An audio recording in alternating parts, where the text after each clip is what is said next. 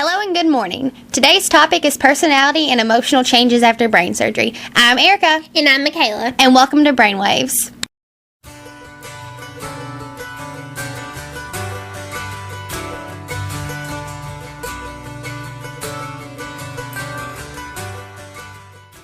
So, Michaela, have you ever heard of the famous case of Phineas Gage?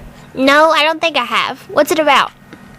Well, in 1848, a man by the name of Phineas Gage was working as a railroad construction foreman when a large iron rod was driven completely through his head. Wow. Destroying much of his frontal lobe. Now, I don't know about you, but the fact that this guy even survived was a miracle. Sounds like a miracle to me.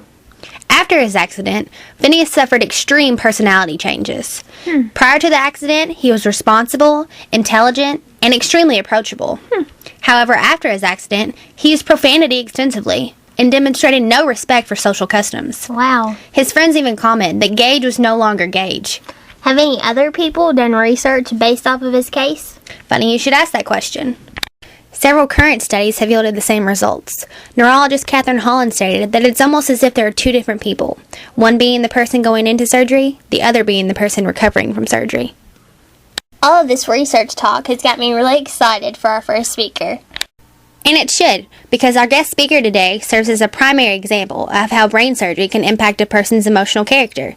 So don't go away. After the break, we will be back with a person who lives with only half of her brain.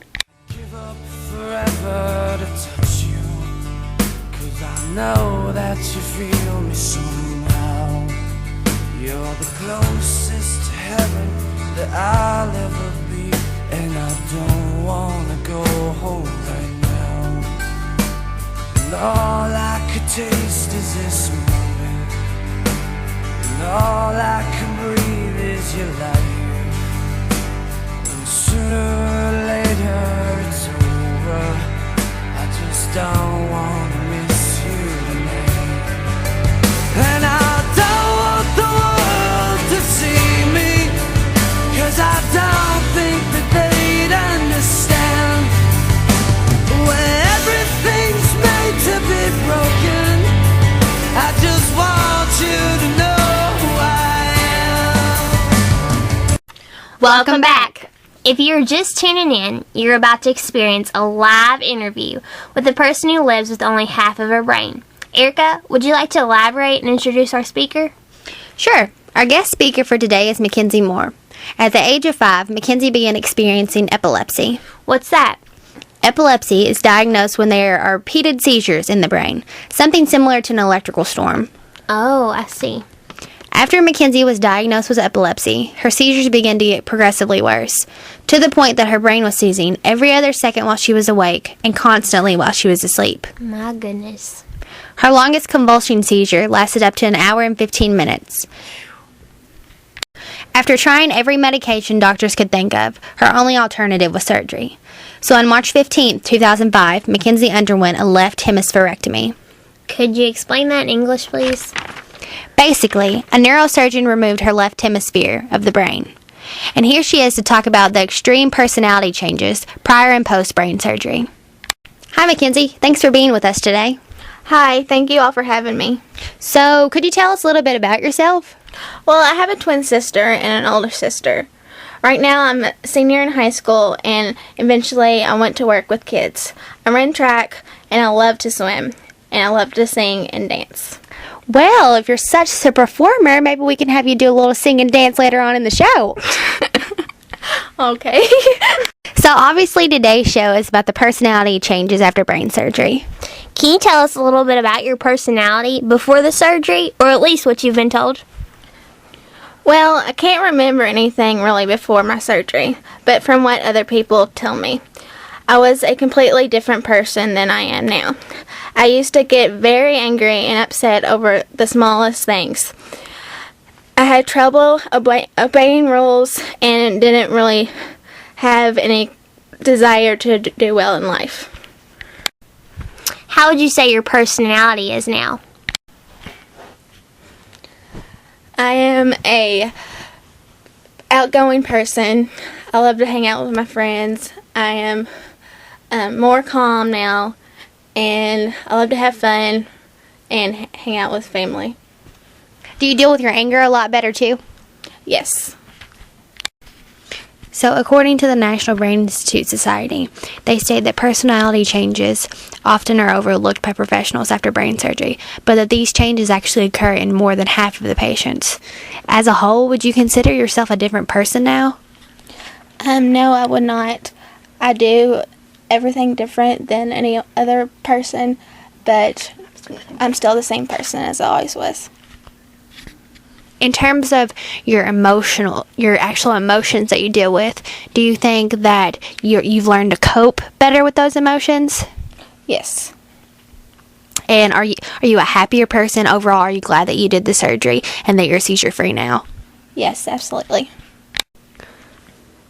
So despite the fact that you are seizure free now, what kinds of things do you typically struggle with? Like tying my shoes, fixing my hair, and driving a car, and every night fixing my dinner or lunch plate in a line.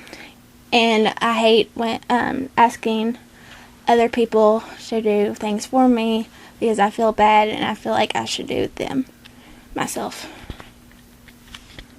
So how does that impact your everyday emotions? All of the struggles and having to rely on other people to help you every single day. How would you say that affects your emotions or your personality?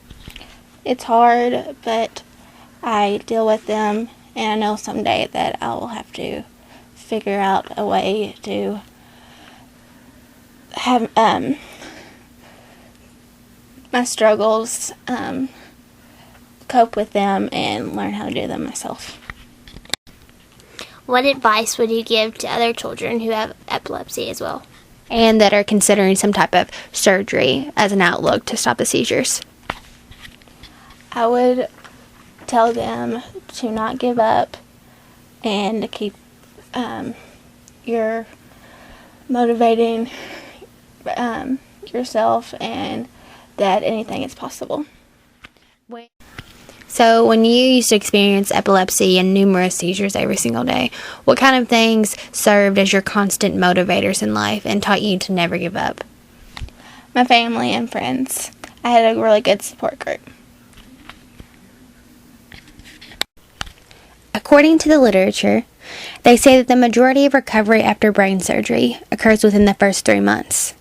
In accordance with that, both neurologist Dr. Douglas Rose and neurologist Catherine Holland at Cincinnati Children's Hospital say that it may also take up to 3 months for a distinct personality or distinct emotions to emerge within a given patient. That personality is in the personality that the patient will be left with for the rest of their life. Mackenzie, comparing your personality or your emotions right after surgery, would you say that they're considerably different now, years later? Immediately after surgery, I was motivated to be able to walk again.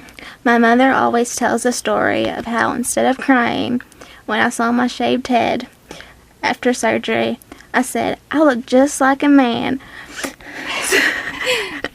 So although I think my emotions have become more stable since the surgery, I think taking away the seizures really just let my true personality and the girl that was always inside me come through.